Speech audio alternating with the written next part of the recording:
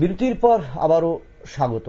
যান্ত্রিক গোলযোগের কারণে কিন্তু পুরো ঘটনাটা শোনা সম্ভব হয়নি, যে মেডিকেল ভর্তি নিয়ে দুর্নীতির অভিযোগ এবং সেখানে যে কলকাতার নিউ টাউনের 28 নম্বর বাড়িতে ইডির হানা, সে বিষয়ে জানবো আমাদের প্রতিনিধি শান্তনু পান। শান্তনুবাবু, একটু পুনরায় জানবো যে কি ঘটনাকে ঘিরে ইডি আজ হানা দিল 28 নম্বর বাড়িতে। যে মেডিকেল রয়েছে, সেই মেডিকেলে বিভিন্ন ধরনের দুর্নীতির অভিযোগ উঠেছিল। পাশাপাশি টাকার বিনিময়ে ভুয়ো সার্টিফিকেট বানিয়ে অ্যাডমিশন করার যে অভিযোগ উঠেছিল, যারা অভিযুক্ত ছিলেন তাদের বাড়িতে কিন্তু ইতিমধ্যেই সিআইডি থেকে শুরু করে ইডি তল্লাশি শুরু করেছে এবং প্রাথমিকভাবে সেই তল্লাশি হওয়ার পর দীর্ঘদিন বন্ধ ছিল। তবে আবারও আজকে সকালে আমরা দেখলাম যে সল্টলেকের যে নিউ টাউন রয়েছে, সেই নিউ টাউনের সি ব্লকের 28 নম্বর বাড়িতে ইডির একটি প্রতিনিধি দল আসেন এবং দীর্ঘক্ষণ তারা অভিযান চালায়।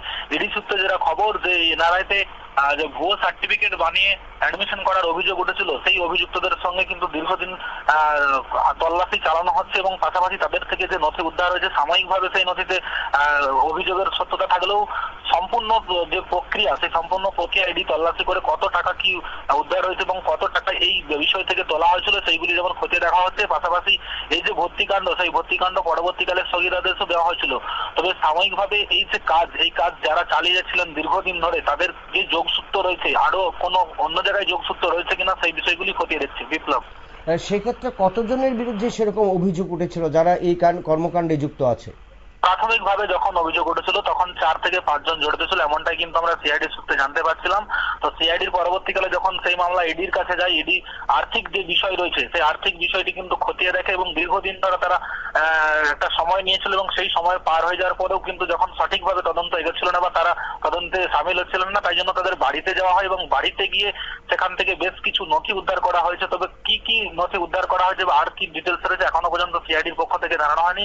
তবে তারা সাময়িকভাবে জানতে পারছেন যে এই তল্লাশির ফলে কিন্তু বেশ কিছু গুরুত্বপূর্ণ নথি তারা উদ্ধার করতে পেরেছে, এমনটা কিন্তু তারা জানিয়েছেন বিপ্লব।